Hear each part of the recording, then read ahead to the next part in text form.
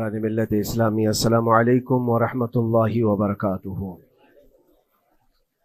الحمدللہ وکفا وسلام علی حبیبہ المصطفى، اما بعد فاعوذ باللہ من الشیطان الرجیم، بسم اللہ الرحمن الرحیم۔ ثم لتسألن یومئذ عن النعیم، صدق اللہ مولانا العظیم۔ بارگاہ رسالت معاذ صلی اللہ تعالی علیہ وسلم میں درود پاک کا ہدیہ پیش کریں۔ اللہم صلی علی سیدنا و مولانا محمد معدن الجود والکرم وآلہ واصحابہ الکرام وابنہ الکریم وبارک وسلم صلاة دائمة سرمدا ابدا۔ قرآن عظیم میں اللہ رب العزت ارشاد فرماتا ہے، پھر تم سے ہر نعمت کے بارے میں ضرور پوچھا جائے گا۔ جو نعمتیں اللہ رب العزت نے تمہیں عطا فرمائی ہیں، ان سب کے بارے میں قیامت کے دن پھر سوال کیا جائے گا۔ یہ سورہ تکاثر ہے، جس میں اللہ تعالیٰ فرماتا ہے الہاکم التکاثر۔ بہت زیادہ چیزیں جب کسی کو مل جاتی ہیں تو غافل ہو جاتا ہے۔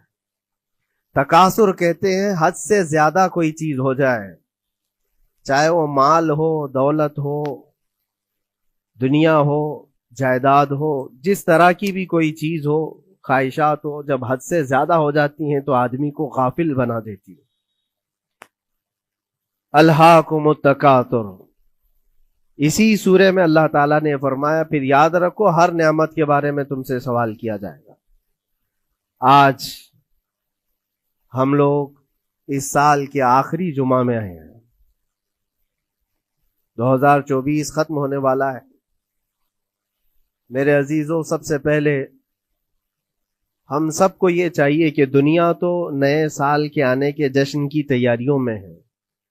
گناہوں کے اڈے سجائے جا رہے ہوں گے، لوگ ادھر سے ادھر سفر بھی کر رہے ہوں گے، اہتمامات کر رہے ہوں گے، لوگ ایک نئے سال کے استقبال کی تیاریاں کر رہے ہیں۔ لیکن ایک مومن بندے کو یہ چاہیے کہ اس کے گزرے ہوئے سال کا وہ حساب بھی تو کر لے۔ حاسبوا قبل ان تحاسبوا، یہ فرمایا گیا ہے کہ اپنا حساب تم خود کر لو اس سے پہلے کہ اللہ تمہارا حساب لے لے۔ ہمارے گزرے ہوئے سال کے اندر کتنے دھکے کھائے، کتنی ٹھوکریں کھائی، کیا کیا نقصانات اٹھائے۔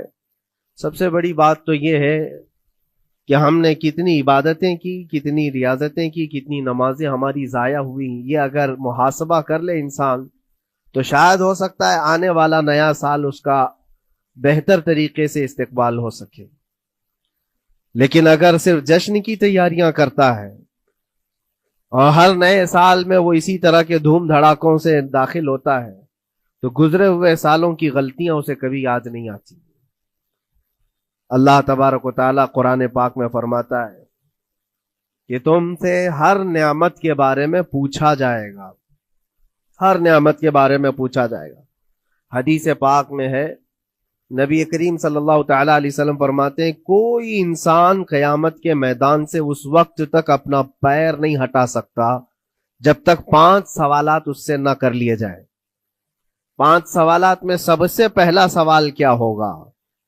اللہ تعالیٰ یہ پوچھے گا کہ میں نے تجھے جوانی دی، تو نے کہاں کہاں خرچہ کیا؟ یہ پہلا سوال ہے۔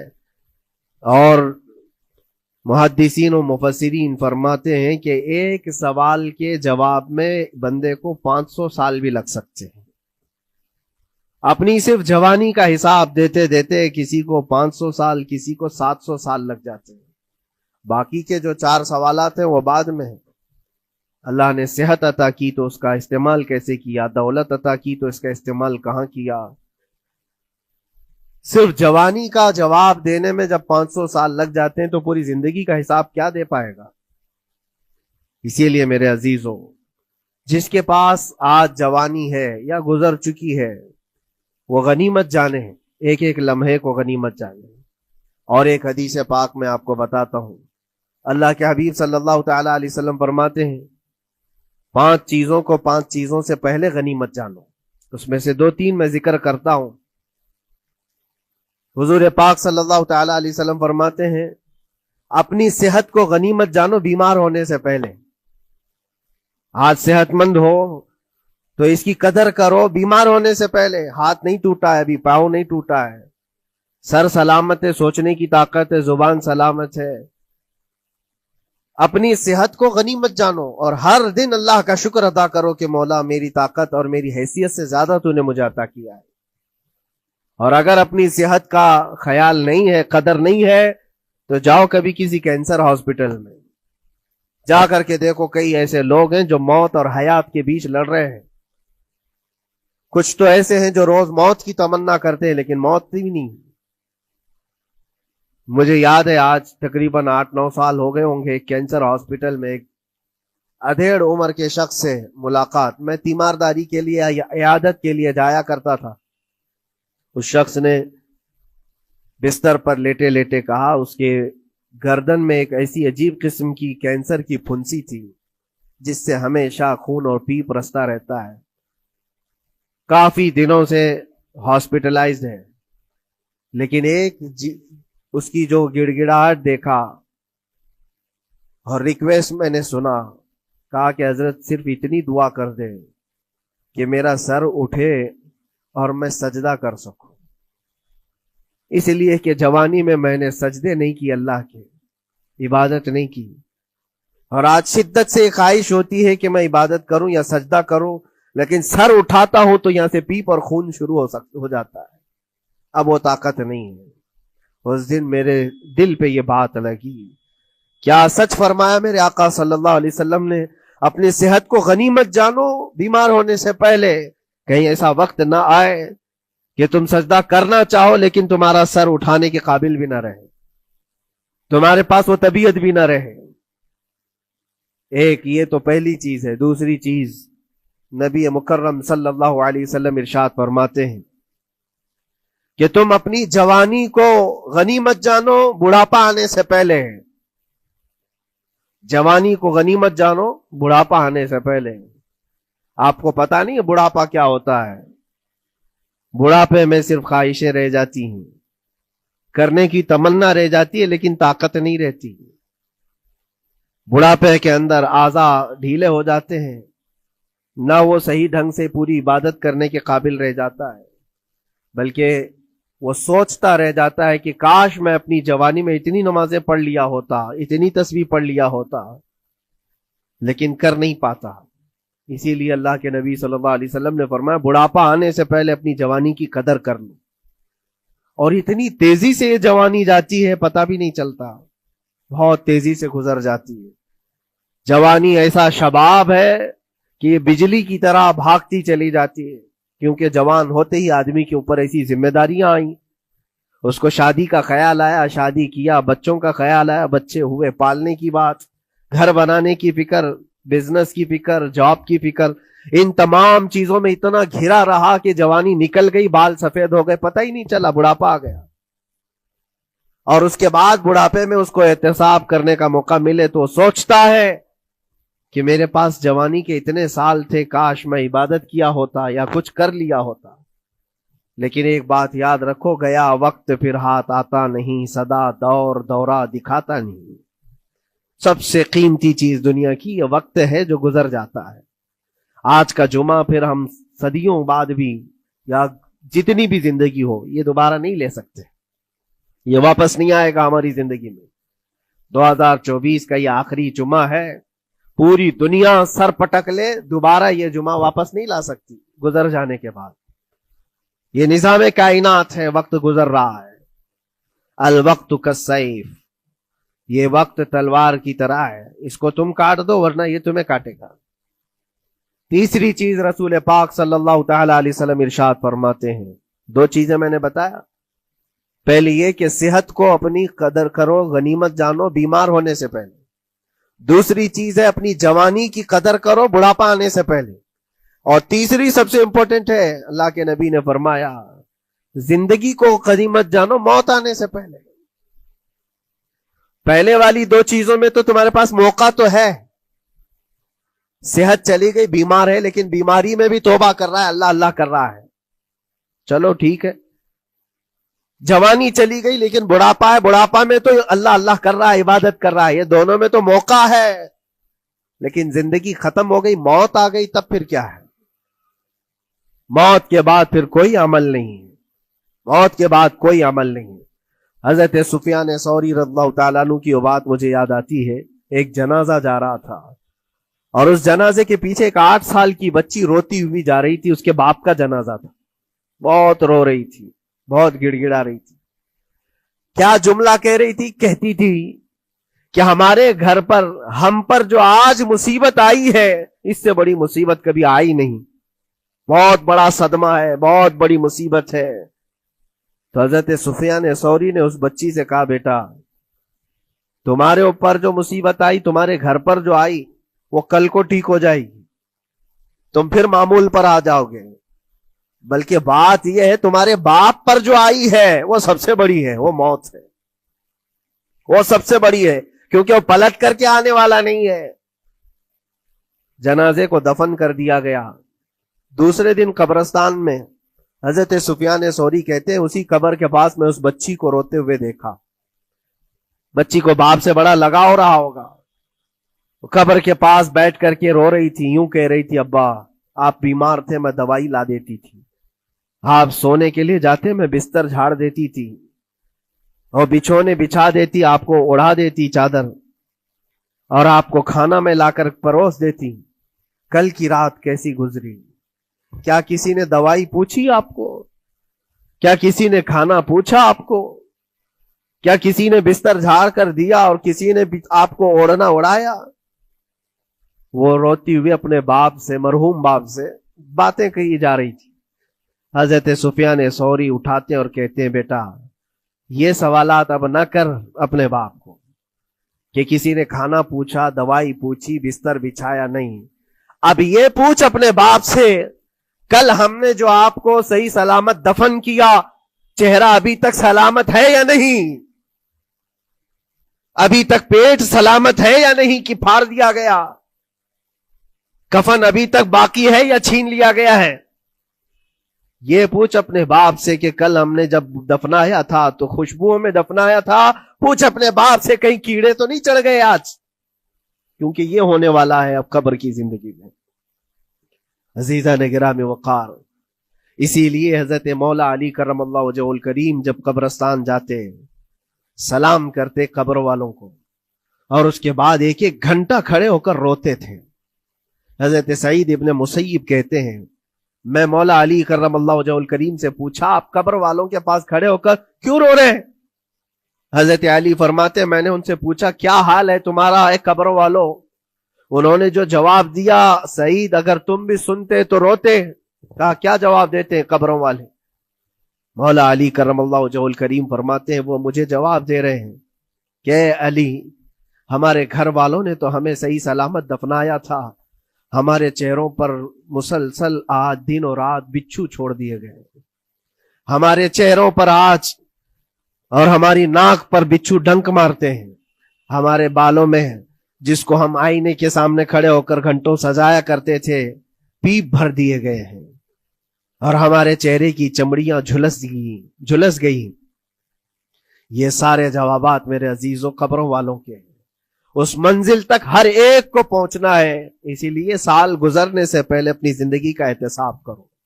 اللہ رب العزت نے ابھی بھی ہمیں موقع عطا کیا ہے، ابھی تمہاری زندگی ختم نہیں ہوئی، سانس لے رہے ہو، توبہ کر لو، دعائیں کرو کہ مولا کریم ہمارے لیے نیا سال خیر و برکت والا بنا، گناہوں سے بچنے والا بنا۔ کچھ لوگوں کی حالت یہ ہے کہ گناہوں پہ گناہ جب ہو جاتے ہیں تو نا امیدی کے شکار ہوتے ہیں، اب کیا ہونے والا ہے، میں تو بہت پاپی ہوں، بہت خطا کار ہوں، مجھ سے تو بڑے بڑے گناہ ہو گئے، اب میں کیا کر سکتا ہوں؟ نا امیدی کفر ہے میرے عزیز۔ آپ کو بتاؤں، رسول پاک صلی اللہ تعالی علیہ وسلم ایک مرتبہ صحابہ سے فرماتے ہیں، تمہیں پتہ ہے اللہ رب العزت کا کرم اور اس کا رحم کیسا ہے؟ مسکرانے لگے۔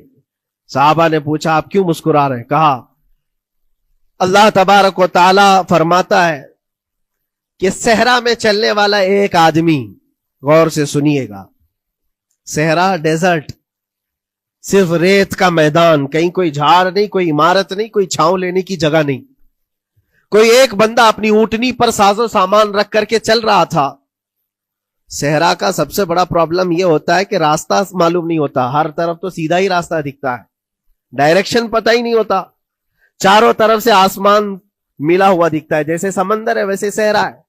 کبھی اگر آپ نے سفر کیا ہو, ہم نے مصر میں دیکھا ہے 200-250 کلومیٹر تک گاڑی چلتی ہے, ایک درخت بھی نہیں آتا, ایک عمارت بھی نہیں آتی صحرا میں. راستے بھول جاتے ہیں لوگ. پہلے کے دور میں تو کوئی نیویگیشن بھی نہیں تھا. تو کوئی بندہ ایسے جو اونٹنی پر ساز و سامان رکھ کر کے سفر کر رہا ہے اور ایک جگہ تھک کر کے سو گیا صحرا میں. سنی ہے یہ مثال فرما رہے میرے آقا صلی اللہ علیہ وسلم. تھک کر کے سو گیا اور جیسے اس کی نیند کھلی تو دیکھا اونٹنی ساز و سامان کے ساتھ غائب ہے, کچھ بھی نہیں ہے اس کے پاس. کھانے پینے کی جو چیزیں تھی, ساز و سامان تھا, سب اونٹنی کے ساتھ غائب ہو گیا. اب وہ بیچ صحرا میں اتنا حیران اور پریشان, اٹھ کر کے تلاشنے لگا. اب اس کو نہ راستہ دکھائی دے, نہ اپنی اونٹنی دکھائی دے. شدت پیاس کی وجہ سے اب وہ جگہ جگہ پانی تلاش کر رہا ہے, پانی بھی نہیں ملتا صحرا میں. موج سراب جس کو کہتے ہیں نا, موج سراب کیا ہے؟ ریت چمکتی ہے سورج کی دھوپ سے اور انسان کو ایسا لگتا ہے ادھر پانی ہے, اور وہاں تک پہنچتا ہے تو پانی نہیں ہوتا, ریت ہوتی ہے. وہ اسی پانی کو تلاش کرتے کرتے صحرا میں مر جاتا ہے. صحرا میں بہت لوگوں کی موتیں ہوتی ہیں, پہلے بہت لوگ مر جاتے تھے جو راستہ بھٹکتے تھے. اب حدیث پاک میں فرمایا گیا وہ بندہ جس کی اونٹنی غائب ہو گئی, ساز و سامان بھی نہیں, ڈھونڈتا رہا پورا دن پوری رات, تھک ہار کر کے آزا جواب دے گئے. اب نہ پانی ملتا ہے, نہ کھانا ملتا ہے, نہ اپنی سواری ملتی ہے. ایک جگہ آ کر بیٹھ گیا, اپنی آخری سانسیں گن رہا تھا, کیونکہ اب آزا جواب دے گئے تھے. سخت شدت کی دھوپ, صحرا کی تپتی ہوئی زمین اور بھوک و پیاس کی تکلیف الگ. جیسی ہی وہ لیٹا اس کی آنکھ لگ گئی, اس کو لگا اب یہ میری آخری سانسیں ہیں, اب مرنے کا وقت قریب آ گیا ہے. پھر اس کی آنکھ کھلتی ہے. آنکھ کھلتی ہے تو دیکھتا ہے اس کی اونٹنی ساز و سامان کے ساتھ پاس میں کھڑی ہے, کھانا بھی بھرا ہوا ہے, پانی بھی بھرا ہوا ہے, سب کچھ ہے. اب نبی پاک صلی اللہ تعالی علیہ وسلم صحابہ سے پوچھتے ہیں, عرب والے بہت اچھی طرح جانتے تھے صحرا کا سفر کیا ہوتا ہے. پوچھتے ہیں اے میرے صحابہ بتاؤ اس بندے کو اپنی گمشدہ اونٹنی ملنے کا کتنا اچھا لگ رہا ہوگا, کتنی اس کو خوشی ہوئی ہوگی. صحابہ کہتے ہیں یا رسول اللہ صلی اللہ علیہ وسلم اس کی تو جان میں جان آ گئی, صحرا میں اپنی گمشدہ اونٹنی مل جائے, کھویا ہوا سامان, اپنی گمشدہ سواری اور پانی مل جائے, یہ تو حیات نو کی ایک بہت بڑی خوشخبری ہے اس کے لیے. حضور پاک صلی اللہ تعالی علیہ وسلم فرماتے ہیں سنو, یہ مثال میں نے بتایا, اسی طرح سے اگر کوئی بندہ گناہوں میں ڈوب گیا ہے, خطاؤں میں ڈوب گیا ہے, کثرت سے گناہ کرتا رہا, پھر تھک ہار کر کے ایک دن واپس آ گیا, اللہ کی بارگاہ میں سجدہ ریز ہو گیا, جھک گیا, تو اس گمشدہ اونٹنی کے ملنے سے اس صحرا نورد کو جتنی خوشی ہوئی تھی, اللہ کریم اس سے بھی زیادہ اپنے بندے کے واپس آنے پر خوش ہوتا ہے. اپنے بندے کے واپس آنے پر خوش ہوتا ہے رب تبارک و تعالی کہ میرا کھویا ہوا بندہ میرے دربار میں واپس آ گیا ہے. آج ہمارے پاس وقت ہے واپس پلٹنے کا. میرے عزیزو نا امید نہ ہو, ہمیں ہمارے جانے سے پہلے حساب کرنے کے لیے مولا نے وقت دیا ہے. پتا ہے آپ کو, یہ بھی میرے آقا صلی اللہ تعالی علیہ وسلم کی رحمت کاملہ ہے. رب تبارک و تعالیٰ سے آپ نے یہ دعا کر کے اپنی امت کے لیے اتنا وقت دلایا ہے کہ اللہ تبارک و تعالیٰ سے حضور صلی اللہ علیہ وسلم نے یوں عرض کیا کہ مولا میری امت کو توبہ کی مہلت دے, توفیق دے, مہلت دے. کہا کہ مرنے سے 1 سال پہلے تک؟ کہا نہیں, یہ بہت لمبا وقت ہے, پتا تو نہیں ہے مرنے سے 1 سال پہلے توبہ کرے گا, کب موت آنے والی معلوم نہیں. کہا مرنے سے مہینہ پہلے تک؟ کہا نہیں, یہ بھی وقت زیادہ ہے. کہا مرنے سے 1 دن پہلے کوئی توبہ کر لے تو معاف کر دیا جائے گا. نبی پاک صلی اللہ علیہ وسلم نے اللہ کی بارگاہ میں گڑ گڑاتے ہوئے کہا مولا 1 دن بھی بہت ہے, اور موقع دے دے میری امت کو, میری امت کو اور موقع مل جائے. رب تبارک و تعالیٰ نے 1 دن پہلے توبہ کرنے والے کو معاف کرنے کا وعدہ فرمایا, لیکن نبی رحمت صلی اللہ علیہ وسلم نے عرض کیا کہ مولا اور بھی کم کر دے. رب تعالیٰ فرماتا ہے موت کا جو گرگرا آتا ہے، یعنی جو ہچکی آتی ہے، فرشتے نظر آنے لگتے ہیں، رب تعالیٰ فرماتا ہے اس سے 1 منٹ پہلے بھی توبہ کر لے میں سب معاف کر دوں گا۔ یہ صرف رسول پاک کی اس امت کے لیے، اس امت کا خاصہ ہے، مرنے سے 1 منٹ پہلے بھی وہ آ جائے اللہ کی بارگاہ میں، مولا معاف فرما دے گا۔ عزیزان کرام وقار، اسی لیے میں عرض کرتا ہوں کہ وقت تمہارے ہاتھ سے نکلنے سے پہلے تم آ جاؤ اور اسی دربار میں آؤ جہاں بیٹھنے والا صدیق اکبر بنا، جس کے قدموں میں بیٹھ کر فاروق اعظم بنا، جس کی چھاؤں میں چلنے والا عثمان ذو النورین بنا، اور جس کا لعاب پاک پی کر کے حیدر کرار بنا۔ اس دربار میں آ جاؤ، کامیابی ہماری وہیں رکھی ہے۔ اللہ کریم ہمارا یہ گزرا ہوا سال، اس میں جتنے ہماری غلطیاں، کوتاہیاں، کمیاں، بیشیاں، گناہ ہوئے ہیں، مولا اپنے فضل و کرم سے معاف فرما دے، اور آنے والے نئے سال کو ہمارے لیے خیر و برکت والا، ایمان و استقامت والا سال بنا دے۔ اسلام و سنیت کا بول بالا فرما، کفر و شرک کا منہ کالا فرما، گستاخان رسول کو تباہ و برباد فرما، شاتمان رسول پر تو عذاب علیم نازل فرما۔ اے رب کریم، اے احسن الخالقین، مولا ہم سب کو مرنے سے پہلے سچی توبہ کی توفیق نصیب فرما۔ وآخر دعوانا ان الحمدللہ رب العالمین۔ سلام علیکم۔